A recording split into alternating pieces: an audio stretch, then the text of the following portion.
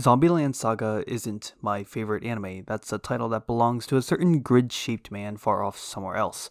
However, Zombieland Saga is an anime that means a whole lot to me. It's something that holds a lot of sentimental value and is very near and dear to my heart. It is quite literally the reason why I started making videos in the first place. I still consider Zombieland Saga to be a truly outstanding piece of work with a special sort of magic that I think would be basically impossible to replicate under any other circumstances. So when they dropped the announcement of a second season, it obviously became an enormous point of anticipation for me. Part of this anticipation was excitement, of course, because it would mean that I would get to see all the characters that I loved so much for a second time.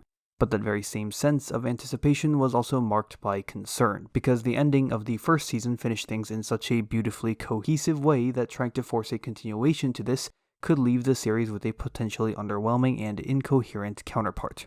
Zombieland Saga Revenge is truly fantastic. It not only recaptures the same kind of incredible magic on display in Season 1, but also goes above and beyond in ways that I didn't think was even possible to create some of the best moments in the entire series.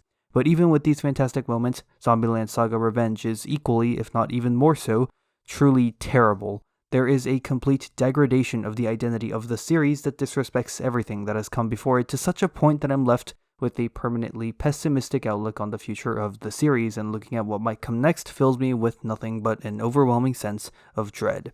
This video will contain spoilers for both Season 1 of Zombieland Saga and Zombieland Saga Revenge. If you haven't seen either of those animes, then consider this your spoiler warning.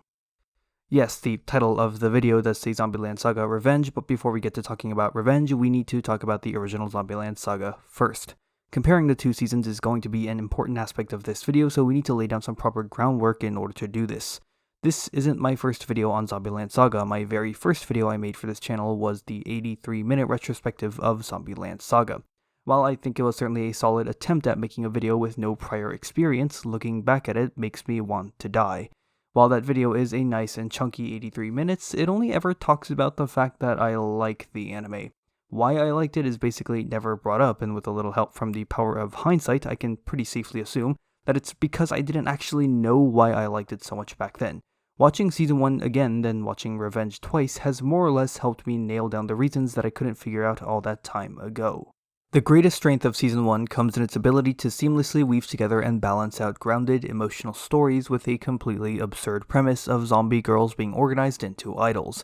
With basically every single important story that appears in Season 1, it's never just about the story.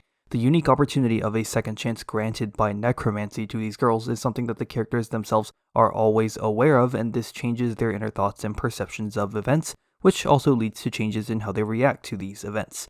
Things could have easily leaned into one direction or another. You could have had an anime so preoccupied with the gimmick of zombie idols that it completely throws away any attempt at presenting a meaningful story. You could have also had an anime where the story is actually pretty good, but so much focus was put there that it never makes use of its interesting premise.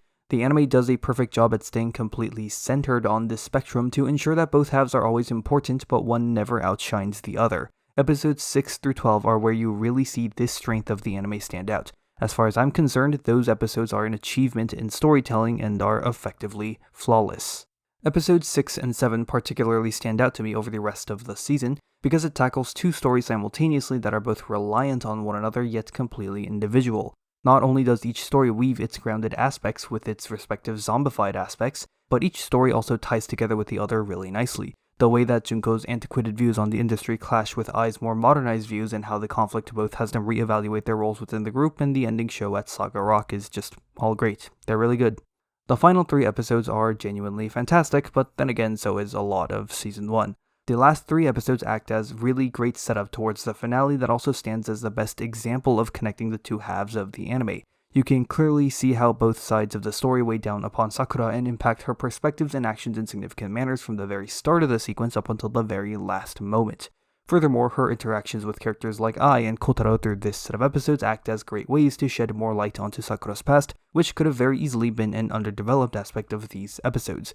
For only being introduced in the second to last episode, the anime does quite a good job at establishing both the events and the consequences of Sakura's past, and manages to bundle that in with the pre-existing two halves of the story for a fantastic ending. A recurring comment I've seen on a lot of neutral or negative reviews of Season 1 is that the first 2 episodes are amazing, but the rest of the anime becomes tropey idle garbage. This is true. It's very true. A really weird flaw of Season 1 is that it starts too strong. Episodes 1 and 2 are both very unique and fun episodes that set a really distinct tone, and when you combine it with the unorthodox premise, it looks like you have the perfect formula to create an idol show like no other. Yet the rest of the anime doesn't keep up with this kind of tone, so people who are on board after the first 2 episodes were more than likely to feel disappointed, or at the very least lukewarm about the rest of the episodes.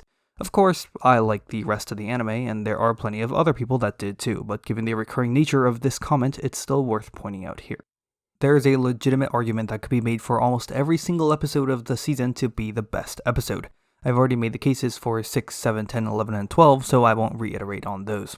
8 and 9 are 2 further examples of excellent stories that touch upon both aspects of the anime, and these could both easily be the best depending on how impactful you individually found these stories to be. 1 and 2 left a profound first impression on many people, so much so that it defined their entire experience with the anime for better or for worse. Episodes 4 and 5 are once again 2 fun and unique episodes that showcase interactions within the group and the process of them actually coming together as a more cohesive unit. Episode 3 is the only one that I'm really blanking on, but still being able to argue for 11 of the 12 episodes to be the best episode of the season makes for quite a solid lineup. Something that really helps those arguments for the best episode is how the anime tackles a lot of different themes successfully. These themes include, but are not limited to, the role of leadership, letting go of the past, adapting to change, overcoming doubt, overcoming trauma, overcoming failure, growing pains, the grief of loss, and so on and so forth. And the way that the anime tells the stories that surround each of these themes is only possible thanks to its unique premise, as it helps provide a truly one-of-a-kind perspective on the matter that wouldn't be possible otherwise, such as Lily meeting her father again and listening to how he lost his child, or basically the entirety of the final 3 episodes. Honestly, for how silly the premise is upon initial glance, I'm genuinely impressed with how well the anime is able to combine these themes with several grounded and emotional stories. This aspect of the anime really helps elevate the greatest success of the entirety of Zombieland Saga to a truly special level. While Zombieland Saga is an incredible show, there is one thing that was never featured in it meaningfully that I would have loved to see. It's not a flaw by any means that it doesn't contain this, instead it's more like a wish list for revenge than anything else. Well, I guess it's a wish list that contains just a single wish, so it's not really a list, I suppose, just a wish. It would have been really nice to see the main cast be in places and interact with minor characters outside of their comfort zone. As great as some of the stories are, it's largely surrounded by the same settings and interactions. This is one of the reasons why I liked 4 and 5 so much, because those episodes were entirely about forcing the characters out of their comfort zones. If this can be meshed well with the high quality of writing already present in the anime, then there's something special to be had. So now it's time to delve deep into both the truly fantastic and truly terrible parts of Zombieland Saga Revenge. We'll do this by going through each and every episode in numerical order. Yes, I understand that this is going to get pretty extensive and redundant, but I think it's important for things to be extensive and redundant here because each and every episode is quite unique. It's difficult to generalize and bundle up these episodes into a handful of quick and easy points as a result. There are certain trends that pop up in a handful of these episodes that I'll be looking at eventually, but again, in order to do that, we'll need to look at all of them. As a side note, because saying Season X Episode Y over and over is a pain in the ass, I'm just going to save myself some trouble by calling them as XY. For example, Season 2 Episode 10 would be 210, Season 1 Episode 6 would be 16, and so on. 2-1 legitimately blows my fucking mind with how good it is. The first 3 minutes by themselves are straight up one of my favorite moments in any piece of media ever. It does sound really weird to say because the first 3 minutes is just watching the girls work different jobs, but context is always king in these kinds of situations.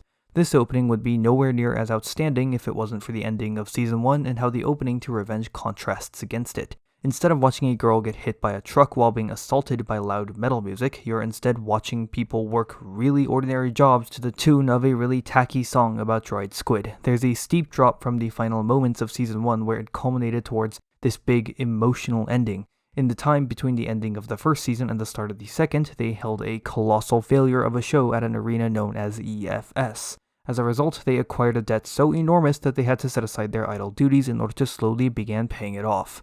As much as I love this aspect of the opening, however, that isn't my favorite part about it. Rather, that title belongs to, of all things, the makeup worn by the girls. Their skin is a pale, chalky white, and their eyes have this dark, sunken ring around them. Compared to the makeup in Season 1 that brought this healthy and vibrant look to the characters, the makeup in the opening of Season 2 makes them have this sickly and exhausted complexion as if they're being overworked and not getting enough sleep.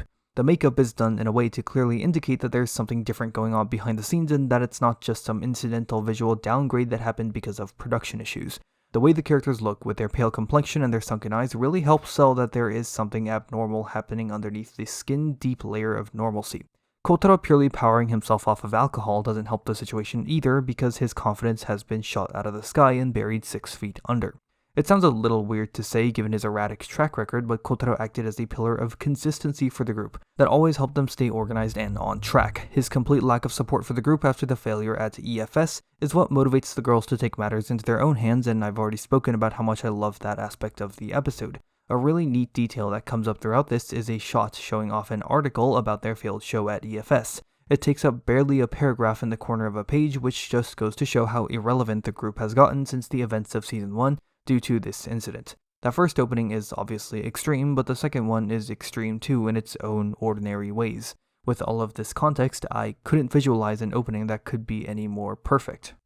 Just as great as the opening of the episode is, the ending is also really great. Whereas the opening greatly benefited in its strong contrast against 1-1's opening, the ending instead mirrors that of 1-1's ending to great effect. For all intents and purposes, the group has had to reset all of the progress they've made in the previous season due to their debt. Their first show in a while taking place on their 1-year anniversary at the first place they ever performed at, while also being booed at by the crowd, is a way too obvious indication of them basically starting fresh. But I kinda like that the anime makes this as obvious as it is.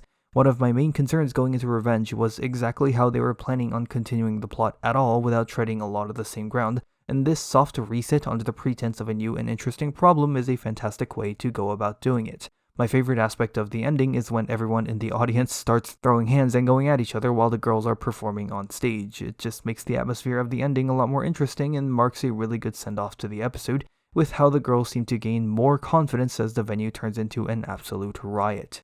One thing to note here would be that when I watched Revenge for the very first time, I thought the pacing of this episode was too fast. But the second time around, the pacing felt about just right. A lot of it probably has to do with the dramatic shift in tone going from the end of Season 1 to the start of Revenge, as well as Sakura's very speedy recapping of the events that happened during that window of time. Obviously, knowing what will happen in an episode before even watching it helps a lot in terms of keeping up with everything, but that shouldn't discredit the first time experience. So I'd say that's the only flaw of 2-1, but all things considered, it's a pretty minor one.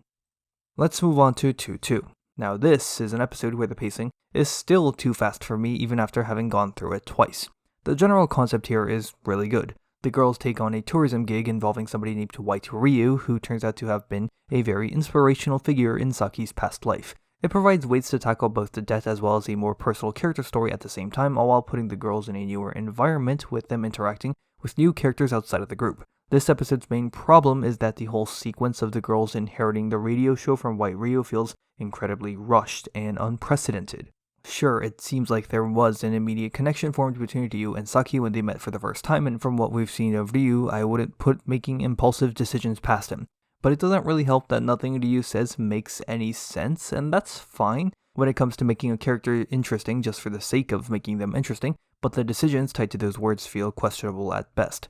Now, am I just being really nitpicky about the ending of this episode?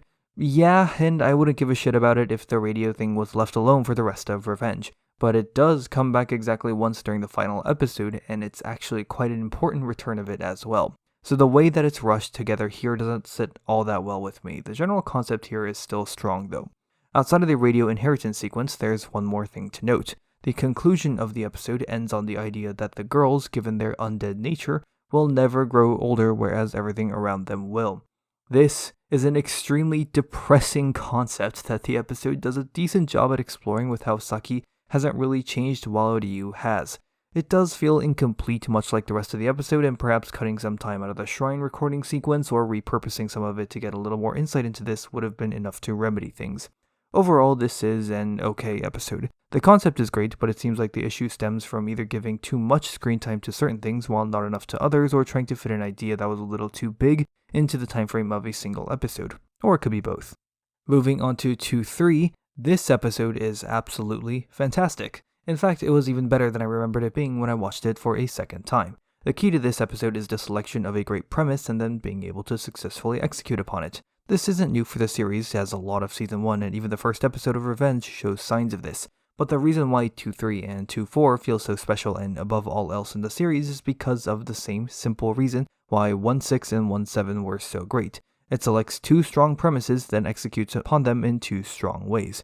It really is that simple. 2-3 and 2-4 are strict upgrades to 1-6 and 1-7 in multiple facets of their structure, with the Season 2 episodes having a lot more going on than their Season 1 counterparts. The pair of Season 1 episodes were already a strong contender for what I consider to be the best episodes in the series, so when the pair of Season 2 episodes come along and do everything the original ones did, but better, they become a natural fit for the best episodes in the entire series. For the 2 episodes, the story is split in half. One half follows Ai, who has been forcefully separated from the rest of the group by Kotaro for the upcoming show at Saga Arena, where there'll be the opening act for Iron Frill. As a reminder to anyone that hasn't seen the anime, Iron Frill is the group that Ai used to perform for before she died. The other half follows Junko and to a far lesser extent the remaining girls as they attempt to put together a performance for this opening act. The purpose behind this split is pretty clear. The group as a whole is overly reliant on Ai to make every decision, and the group is being split in order to allow another person to stand up and take the role as a decision maker, which is Junko in this instance. The best aspect of Ai's half comes when she and Kotaro get into an argument in a waiting room, where it's more or less confirmed that while Ai says that she has faith in everyone to put together a good show, she clearly doesn't believe in it deep down inside, because she wants to be back there to make sure everyone is actually putting together something good. While 2-3 is one of the best episodes, the waiting room scene is my favorite scene in 2-3 because of how well it portrays the split feelings Ai has. Junko doesn't have the same level of confidence that Ai does and is clearly uncomfortable in assuming a leadership role, as seen by her inability to say anything of importance to the group aside from the usual encouragement. She can't even bring herself to say no when the other girls suggest bringing brooms and buckets on stage for the opening act as an impactful performance. The best aspect of Junko's half of the story is that the anime does a great job with how it applies pressure onto this character. The group has two main incentives to put together a great show. Firstly, their failures at EFS kicking them back down to irrelevance means that they need to be able to do something that can skyrocket them out of this hole. Secondly, the main act is Iron Frill, who is essentially the gold standard of idols within the series, so there's a very real chance that the opening act will get washed out of everyone's mind. Thirdly, Junko and Sakura overhear Shiori attempting to persuade Ai to leave the group and join Iron Frill. Obviously, Ai isn't going to leave the group because there's still 9 more episodes left, but Junko doesn't know that there's 9 more episodes left, so if the group's performance fails to impress Ai, then Shiori's attempt could easily become reality. Can you imagine if she actually left, though? Putting on a good enough show isn't good enough. There's pressure from multiple directions weighing down upon one of the more, if not the most, sensitive member of the group to rally everyone together to assemble something truly impressive, and 2-3 does an absolutely outstanding job at being able to display this storyline. So while I said that 2-3 and 2-4 were great for the same reasons why 1-6 and 1-7 were, that was only kind of true. It's the same reasons for sure, but it's also different. Back in 1-6 and 1-7, the split was very much about focusing on overcoming individual internal conflicts. A minor subplot throughout those episodes would be Junko and Ai pondering about their own roles within the group, although that mostly has to do with Ai and the weight of leadership, and even that eventually circles back around to her own internal conflict regarding her past trauma. You still have the same split storytelling format present in 2-3 and 2-4, but this time around the focus is entirely on Junko and Ai's re-evaluation of their roles within the group. The dedicated focus on this topic provides 2 new perspectives to view the group through, one tinted by the lens of doubt about the group's capability, and the other tinted by the lens of uncertainty of the future. Providing many different ways to view the group is one of the ways in which the series succeeded in making watching the core cast of characters remain interesting for so long. Season 1 did this quite a bit by dedicating a large chunk of its episodes to stories about individual characters centered on wildly varying topics, and these episodes in Revenge are no different. When you have a character-driven narrative with a core cast that remains static for a long time, it's important to ensure that there are plenty of opportunities to view the cast in a fresh light to reveal new details about them. It helps make that core cast feel just that little more deeper and realized, since there's only so much that the cast can say about themselves when you recycle the same perspectives over and over. Experiencing these varied perspectives are just as important as watching that core cast do a lot of different things. Speaking of varied perspectives, what's shown of Iron Frill in this episode is pretty good. They were a name brought up from time to time in Season 1, mostly in 1-6 and 1-7, but were never really talked about besides being the group that I used to belong to. Not only does Iron Frill make a return, but they actually play an active role in the story of 2-3 and 2-4 to provide another outside perspective into the group, but more importantly, one that is different compared to previous outside perspectives. A lot of, if not all, previous outside perspectives about the group has been largely positive and supportive, whereas Shiori comes flying in with nothing but skepticism. And it's not just skepticism for skepticism's sake, but rather precise criticism levied at the group, that Ai's talents are better utilized in a group with greater potential. I really like the ending scene of 2-3 a lot for this reason, especially combined with the offer that Shiori makes to Ai and how that offer weighs down upon Junko. On a side note, possibly the funniest moment in the entire series happens here when Junko can't figure out what backspacing is, so she just unplugs the entire computer. Damn. 2-4 is pretty good, but there's not a whole lot to say about it since it mostly functions as more of the same setup seen in 2-3 as well as payoff to this setup. The unexpected twist with a genre of music they chose for the opening show made for a really memorable moment during my first time. A lot of that same impact didn't carry over through to my second time, but it's always the first experience and impressions that's really important, so the second time being a little more underwhelming is okay. So an interesting point to bring up here would be the sense of progression throughout the series. I talked specifically about how the greatest strength of Season 1 is how it weaves an absurd concept with the emotional storytelling in almost perfect balance. If that's the case, then the title of the greatest strength of the entire series goes to the sense of progression. Zombieland Saga as a whole does a truly phenomenal job at displaying a sense of consistent, believable progression. And the reason that this is the key strength of the series is because the greatest success of Revenge is taking one of the best qualities of Season 1, that being the sense of genuine development in the group, and expanding upon it through successes and failures. Even though I hate describing it this way because I have no other way to put it, it actually makes me care about the growth of the group. It's done in believable margins, and even though Revenge is certainly a step above in these margins compared to Season 1 because of the different circumstances, it's still hitting just that right amount of growth where everything is still steady and believable. It's a reinvigoration of this concept through a new overarching plot accented by fresh new ideas. Every new ounce of popularity they gain feels like they earned it. Something that helped a lot in this aspect of Season 1 was the return of most side characters in the final episode. Things aren't being blown out of control for some desperate attempt to cling onto fame. The final episode of Season 1 ends on a moderate stage in front of an audience of 500, which honestly leaves a far greater impression to me than a massive stadium of 30,000. So things are looking pretty good so far. 2-1 and 2-3 are two fantastic episodes that are easy candidates for the best episodes in the entire series. 2-4 kinda coasts off the successes of 2-3, but I don't mind this since 2-4 makes for a solid ending to the plotlines opened by 2-3.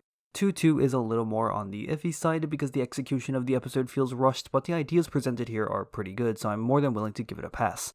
A lot of what made Season 1 quite good was transitioned into Revenge without a hitch, and in some cases came through with improvements. So now I'm greatly disappointed to say that this transition doesn't survive the remainder of Revenge. You see, starting from 2-5 and going until the end, the quality of storytelling and the overall writing fucking plummets off the face of the planet, so much so that I wouldn't be surprised if somebody told me that all the people who worked on the entirety of Season 1 and the first 4 episodes of Revenge were fired after 2-4, then replaced with a completely fresh staff from 2-5 onwards that didn't know anything about the series besides the wacky premise. We can kick the discussion off by talking about the worst episode in the entire series, 2-5. This episode is just mostly Lily flexing cute things onto everything and everybody. Some of the Kotaro moments are pretty funny, but the rest of the episode is so uninteresting. If this episode was taken in the direction of stuff like 1-4 and 1-5, where it's putting the characters in a new scenario just for some laughs, then I probably would have liked it more. Have all 7 of the girls do their own little acts in the talent show and see how things go from there. I think the concept is good. I get that Lily is supposed to be the cute character of the group, but this episode really overdoes it by a huge margin. There is a story arc here involving a child actor named Light, but it simply boils down to a seemingly nice character who is secretly mean, then learns that being a dickhead to everybody is not very nice. Congratulations, I suppose. Whatever arc that Lily has going on here too isn't very interesting either, because it mostly becomes about how the group believes in her so she can believe in herself too. A supremely original idea that definitely didn't show up multiple times throughout the previous season, including being used as the main crux of its final arc. The episode just feels shallow and fanservice-y, but it's not that having a fanservice-y episode is a problem because I really liked 1-5. The difference is that 1-5 wasn't just hammering down on the same concept over and over for 20 minutes, so there's a meaningful level of diversity to the episode. 2-5 isn't so bad because everything is a dumpster fire, because then I would at least have things to pick apart. It's just bad because it's so boring and plays the same note over and over. I don't know, maybe there's some kind of message here that I'm missing out on because I'm too dumb or something. I really don't like this episode. 2-6 and 2-7 are okay. The quality isn't quite there with the rather high bar the series has set for itself prior to 2-5, but these are still the best episodes out of the final 7 of Revenge. 2-6 is a bit more of an interesting topic because I enjoy what it has for the most part when you view it through the lens of silly fan service involving a callback to a lot of characters from the previous season. It's very reminiscent of 1-5. Taya has never had a full episode dedicated to her to this date, as everything we've seen out of her has been the same wild flailing and grunting. And while I would also typically want to see a different dimension of her come out given this opportunity, I don't mind more of the same thing, as I actually ended up appreciating the commitment to her character. The episode taking itself very lightly also helps in this department because it doesn't establish any expectations for character development. It's also interesting to see that most of the townspeople don't see anything wrong with her behavior, which I think is a neat way of showing off how well the group has integrated into the prefecture and its community. There's even a bit of progression on these recalled minor characters like Maria's gang and Korosuke finding completely different goals to pursue, which is a cool way to approach a mostly fanservice episode such as this one. Taya also does a bit of gambling and manages to luck out just enough to pay off all of the group's debt, which is something we'll come back to. If you wanted to do a fanservice episode, then you do it like this one. You just throw shit at the wall, see what sticks and what doesn't, but don't take things too seriously. 2-7 is a particularly tricky case to diagnose because it's very similar to an episode we've already talked about, 2-2. The overall premise is good, but the pacing is terrible. Of all the different perspectives the series has been able to provide thus far, one that hasn't really been touched on at all is the perspective of a fan looking at the group. There's been insignificant instances of it here and there, but this is the first time where it's been the core focus of an episode. Every single other episode has come from an internal perspective, that is to say, a perspective from within the group that's about the group. And while this episode provides the opportunity for something different, it only really takes advantage of this opportunity in minimal amounts. Instead, it's more about getting a bit of insight about the unique opportunities that being a zombie has provided for the girls. This is conceptually fine and all, but it's a topic that the series is already quite familiar with, and it doubly doesn't help with how the episode starts and finishes at a nightmarishly fast pace. It feels like there's a good beginning 20% and a good ending 20% to the whole idea, but without a substantial middle chunk of 60% to really support it. The overall goal of this episode could have been told in a way that doesn't involve Mai Mai at all. Mai Mai doesn't feel like a significant enough influence on the group or story as a whole to justify her presence being the catalyst to tell the story that this episode does. And while this is an extremely subjective take, I find Mai Mai to be a horribly irritating character who embodies the worst parts of Sakura's fangirly side. So while 2-2 shares so much in common with 2-7, my overall outlook on it is more positive. But that has more to do with where the episode is placed rather than the contents itself. 2-2 finds itself sandwiched between two of the best episodes in the entire series, whereas 2-7 finds itself holding hands with 2-6 just peeking out above the surface of a swamp of bad episodes. If 2-2 was caught up in this very same swamp, then I'd probably have a more negative or at least a more lukewarm outlook on it. We're going to talk about 2-8 and 2-9, also known as the Saga incident pair of episodes, together because they follow the same plot. These episodes are pretty bad for reasons they are and are not responsible for. The important reasons are those that 2-8 and 2-9 are not responsible for. Ever since the end of 2-6, the anime hits a brick wall in terms of progression, mostly because there isn't really a story it has established to follow once the debt has been resolved, because Taya did a bit of gambling. So 2-7 through 2-9 becomes this barricade of filler episodes crammed right into the middle of Revenge.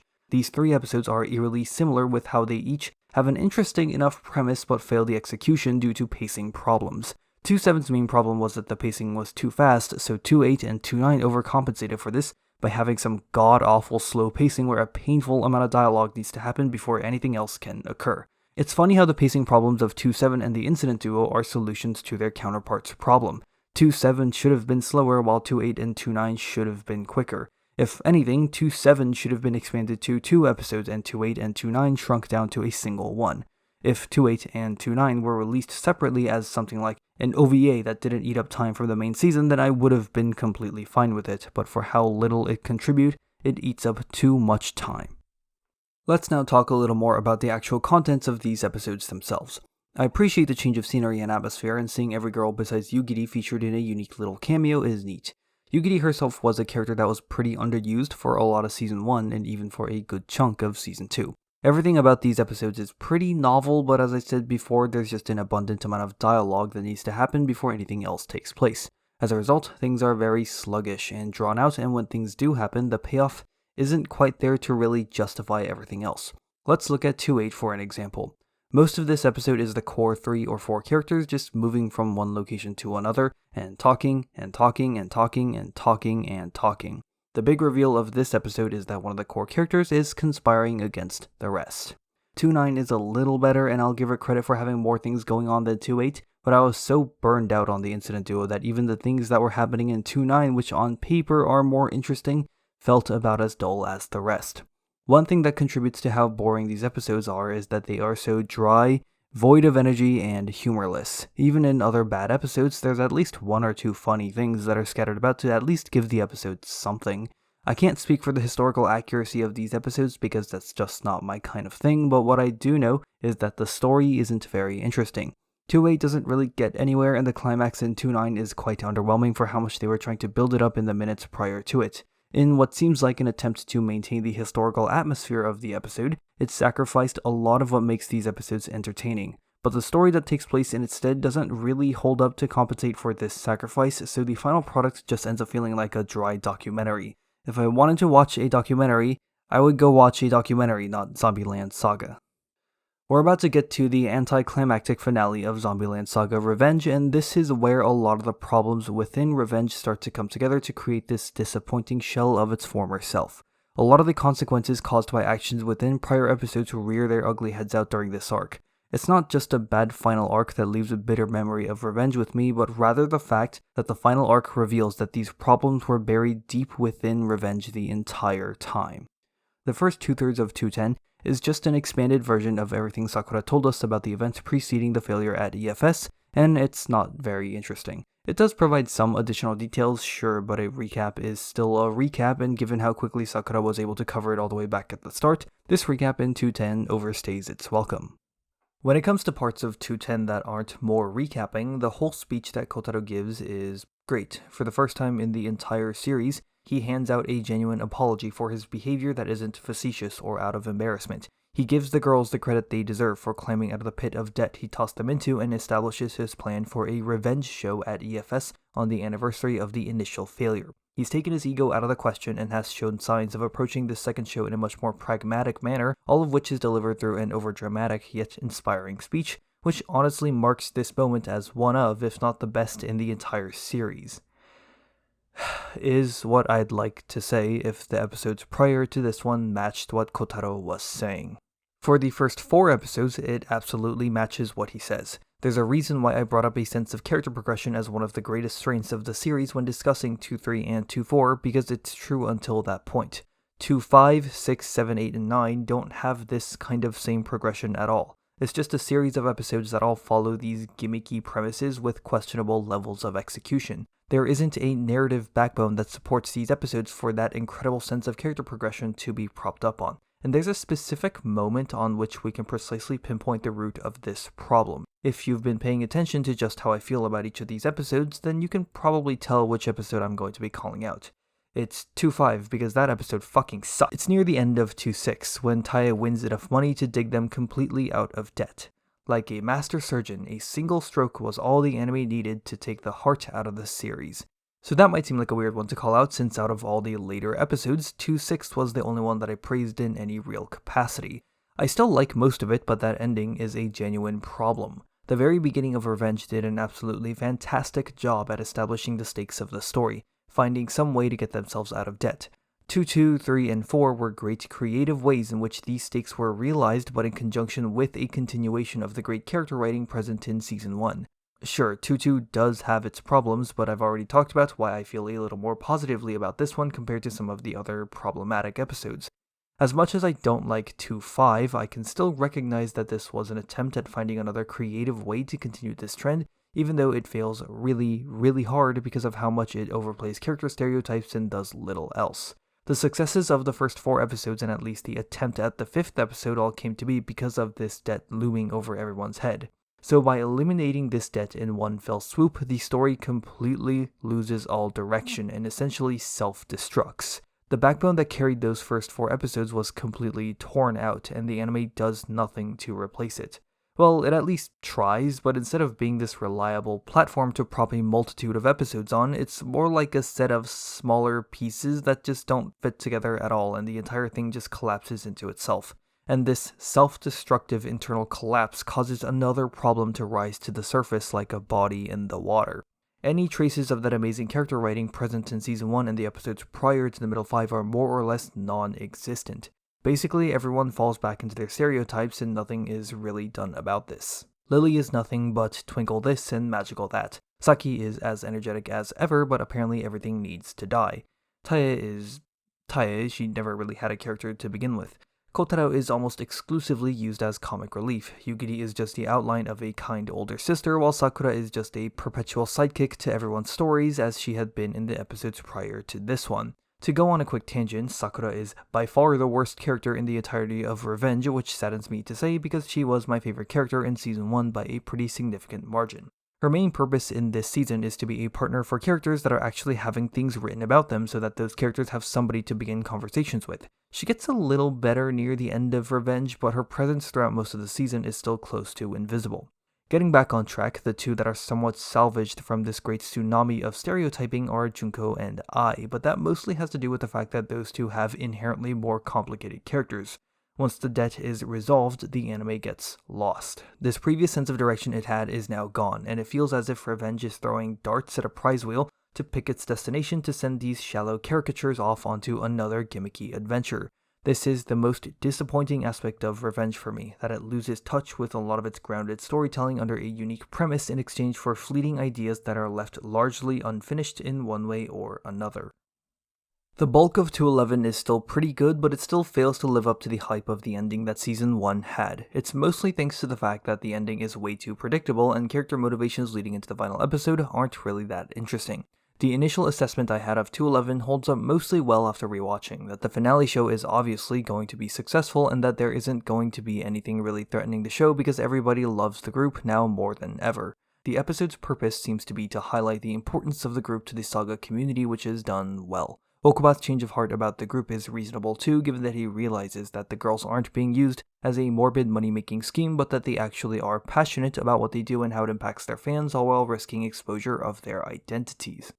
I wish that something more interesting and climactic happened out of their makeup cracking with no way to properly fix it. The moment that part of Sakura's face cracks makes for such an interesting peak in tension, and the way that the girls try to remedy the situation is just as interesting too, with Junko's earlier blunder of bringing her doll painting kit instead of the makeup kit actually coming back as a relevant detail here. Well done, honestly.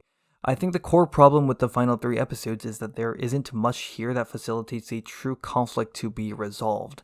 Yes, Saga does get flooded by an ungodly rainstorm and the entire prefecture has fallen apart, causing a large number of people to relocate. This is all backed up by a vaguely explained prophecy/curse combo as well. But despite the enormous scale of destruction seen here, I couldn't find a genuine reason to care about it. Compared to the previous stories, which had very grounded characters with emotional backstories that all meshed together with their presently abnormal circumstances, it feels as if the anime is overcompensating in order to try and create something interesting. And I guess it is kind of interesting at a surface level, with 211 opening on the entire mansion having floated out to sea. It's not like the anime hasn't done some pretty weird stuff in the past either, like doing an outdoor show in the middle of thunder and rain in 1.7 and the concert venue collapsing under the weight of snow in 1.12. So what makes those smaller moments to be legitimate points of conflict, whereas an entire prefecture being flooded doesn't make the cut? It's because those two moments are accompanied by significant instances of character growth. The disasters happening in 1.7 and 1.12 are catalysts that allow for key moments in character arcs to occur, such as Ai letting her trauma get the best of her on stage and Sakura being pushed to a critical brink of failure. The rainstorm at the end of Revenge has the disaster component of this formula for success, but not the most important part of it, the character growth. Despite the charity and love for their community on display in 2.11, nothing fundamentally changes about any of the main characters. They realize the unconditional love their community provides them with and get determined to put on a great show in the following episode, but this still doesn't have anywhere near the same level of emotional impact that the turning points of previous disasters in the series had.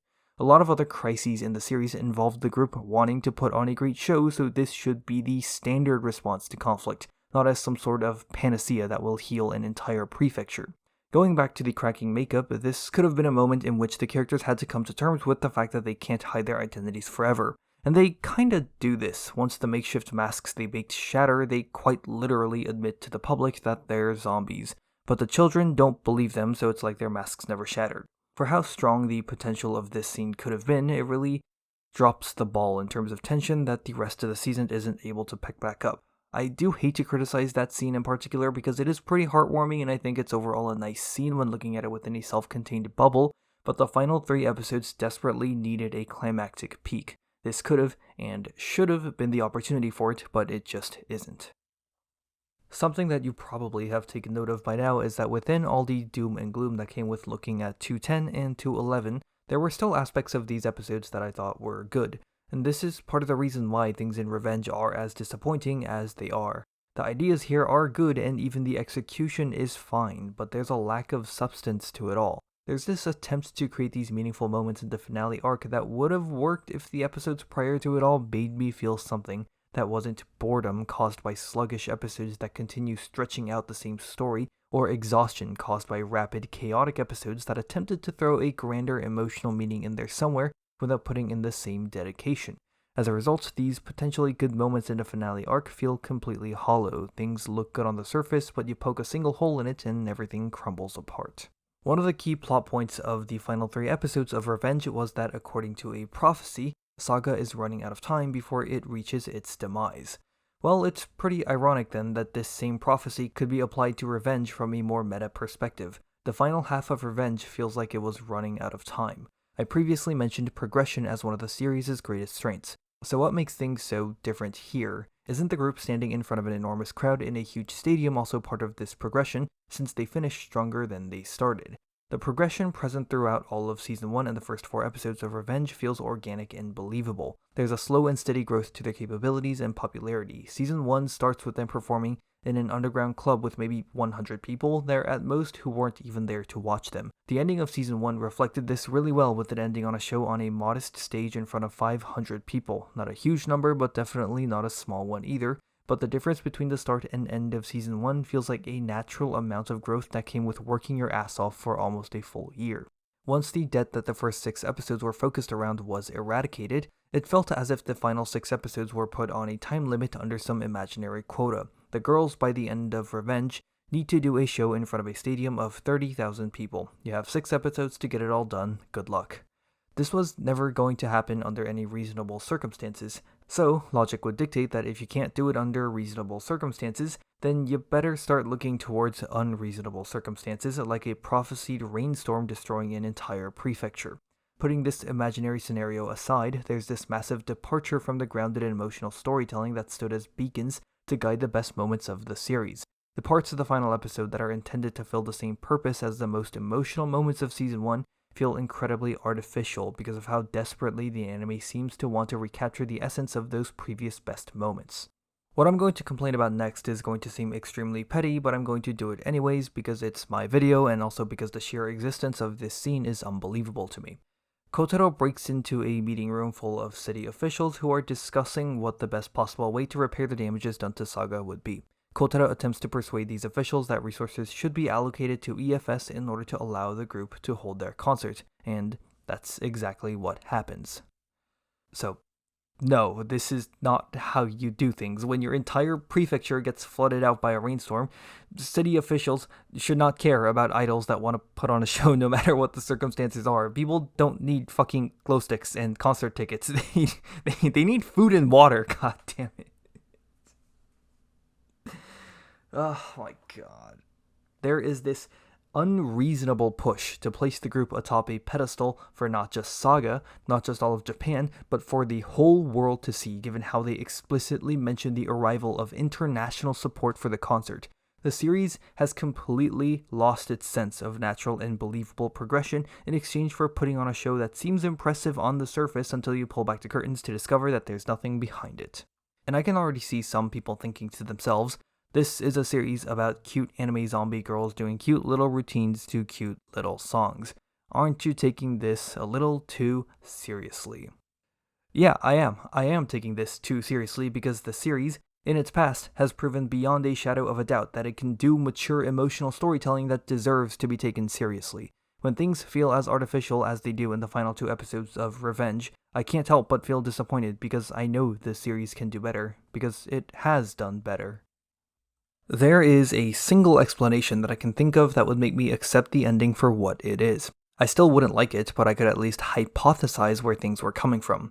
When I witnessed the ending of Revenge for the first time, I was quite disappointed. Having been disappointed, I then thought about it a little more. I eventually came to the realization that I don't think the goal of this final episode was to have the same kind of tense, dramatic ending that the first season had. After all, even though the anime was building towards a climactic ending, it doesn't really go out of its way to build a great amount of tension or conflict as it did in Season 1.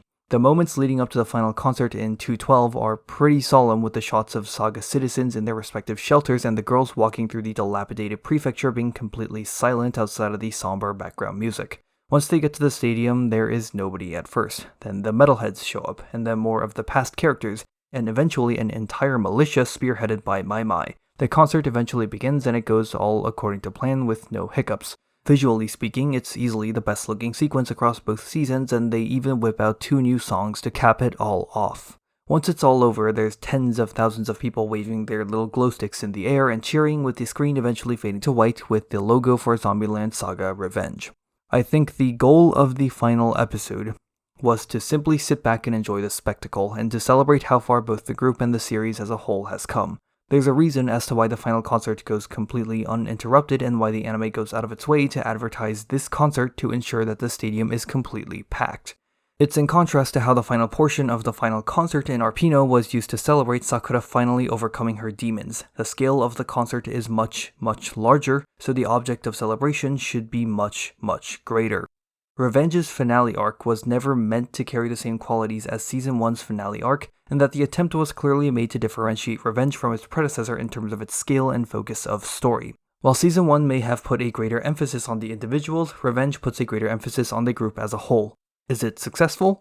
I would say no, but it seems to me that this is how things might have been intended to be. The central problem with this final episode and most of Revenge as a whole is that there seemed to be only a surface level understanding of what made the first season so outstanding. You throw these zombie idols into these weird and wacky circumstances and surely the magic will then happen on its own. Season 1 was not carried by its premise, it was carried by its characters. It's how the strength of writing in these characters that played into the premise that really pushed the boundaries of that season. Season 2 has the premise, but for most of it, it doesn't have the same strength of writing in its characters to act as a strong baseline for this premise to be propped up on. The result is a series of spineless, gimmicky premises chained back to back to back that thinks it's doing a good job at replicating the best parts of the series, when in reality it's not even close to being a mockery of it. If this transition to gimmicky premises and a shift away from character-centric narratives is the future of the series, then I'm okay with that. The last shot of 212 with a UFO annihilating the prefecture seems to pretty strongly point in that direction. The general consensus on review sites seems to favor Revenge over Season 1, so clearly there's an audience for the new direction the series is taking, and a lot of my views about Revenge are those belonging to a minority opinion. I can cherish Season 1 for the unforgettable experience that it was, and while I really don't agree with this newfound direction, I'll probably watch whatever comes out next because the series still retains a good sense of humor about itself. However, my expectations will be very low. I wish I could sweep the entirety of Revenge under the rug and just say that they clearly didn't understand what made Season 1 so good and only made a surface-level recreation of it here with Revenge. But clearly that's not true because they not only showed an understanding of what made those episodes so good in Season 1, but also demonstrated an ability to further improve and expand upon the concept in Revenge, most specifically with 2-1 and 2-3. A realization that struck me as I was watching Revenge was that Season 1 was better than I initially remembered it being, yet Revenge was the opposite. It was worse than I had remembered it being, and my memory of it wasn't particularly positive to begin with. What this says to me is that while Season 1 might have had milder premises going from episode to episode, the execution of these premises was amazing and helped push each episode above and beyond. On the other hand, Revenge had premises that were more interesting on paper, yet couldn't execute it properly. Even throughout the lineup of disappointing episodes, there were still good ideas found in a number of places, but the execution and more importantly, the fundamentals of the series' strength just isn't there. Given that Season 1 is something that I hold very near and dear to my heart, so much of Revenge was a wholly frustrating experience. If the entirety of Revenge was like the final 2/3 of it, then I don't think I'd be anywhere near as disappointed as I am, because then I could just write off the entire season. But the fact that there are those very same flashes of brilliance in Revenge as there were in Season 1 only serves to make my feelings about Revenge even more polarizing. Maybe I should be thankful that Season 1 is left untarnished by Revenge, but I can't help the feeling that perhaps the series is heading the same direction as its own characters, a walking corpse being propped up to serve as nothing more than shallow entertainment.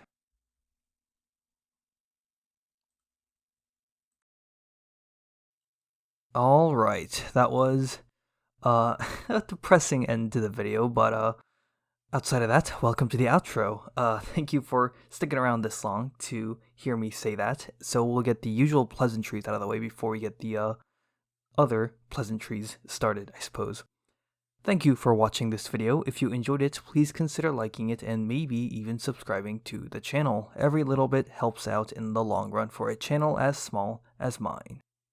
Now that that's out of the way, I just wanted to bring up a few more things about Zombieland Saga and Revenge that I couldn't fit here or there, or just stuff that I thought of while I was editing. Okuba's storyline is good in general. It's a little too spaced out, so his appearances feel sporadic, but no real problems outside of that one. It's definitely one of the stronger elements of the final 3 episodes. I especially appreciate how his reasoning for coming to the conclusion of not revealing the identity of the girls to the general public is actually reasonable and has a good basis behind it by watching the girls perform in front of the refugees. Instead of coming up with some sort of random bullshit excuse that I'm sure would fit right in place with the very chaotic final 3 episodes of Revenge. While I was editing, I was finally able to come to a description of the final 6 episodes that I'm somewhat content with. The final 6 episode feels like amateurish fanfiction. Mai is like a self-insert, 8 and 9 are like alt history stories with the characters mixed in, and the last 3 feels like it really got out of hand with how big the scale of it gets. 5 and 6 didn't really fit that same mold because those feel more restrained in their ideas, even if the execution leaves much to be desired. Speaking of 8 and 9, I might as well shit on them one last time because why not? I really don't like the temporary main character of 8 and 9 at all. He definitely has a goal, but no real personality besides that he fumbles his words around Yukiri. He's also pretty loud compared to other characters during those episodes, which just made it a headache more than anything else to get through his dialogue. Since this is an idol anime, I feel like talking about the music is only appropriate. In general, I don't really care for the music in the series, but there's a couple exceptions. I don't like much of what's in Season 1, but the ones from 1.7 and 1.9 are pretty good. Even the one that plays in 1.12 as the building collapses is solid, although I don't like the full version as much. I'm more positive about Revenge's music though. I much prefer the opening and ending of Revenge compared to their Season 1 counterparts. The music featured in 2.1, 2.3, 2.4, and 2.9 are also quite good. Moving on to other stuff, in regards to the Zombieland Saga movie that'll come out whenever it does. I'll probably watch that, but I have no plans of a video on it for the time being. And speaking of videos, what about the next video? I don't really know yet. Revenge was the last in line for a pre-planned set of a half a dozen or so videos I've been working away at since halfway through last year, probably starting with like Jujutsu Kaisen if memory serves correctly. Now that the list has been cleared out, I need to get back to my backlog and start making those decisions again. The most likely candidate is Darling in the Franxx, but I absolutely cannot guarantee anything. So that's it for all the other stuff. And yeah, now I've actually run out of things to say. So once again, thank you for watching this video and sticking around to this endpoint. As per usual, take it easy, everybody.